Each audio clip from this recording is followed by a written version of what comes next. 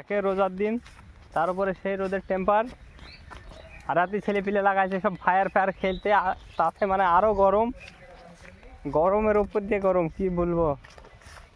একটু ছেলেপিলের সাথে পাকামো করে নিই।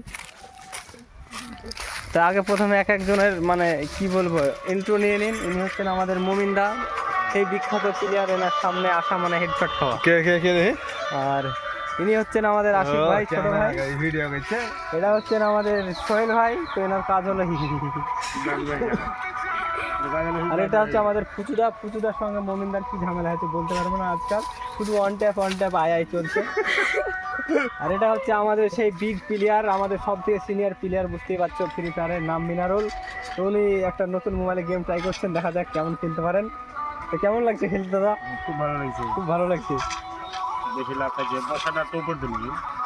তা আপনার কিছু মানে বক্তব্য থাকলে বলতে পারেন।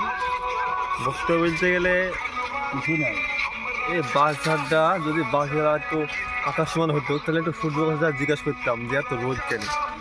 এটাই বলার বক্তব্য। এটা কোনো কথা? বাজারটা আছে, রোজার দিনের সময় শান্তিতে বসতে ছেড়াই গরম লাগছে।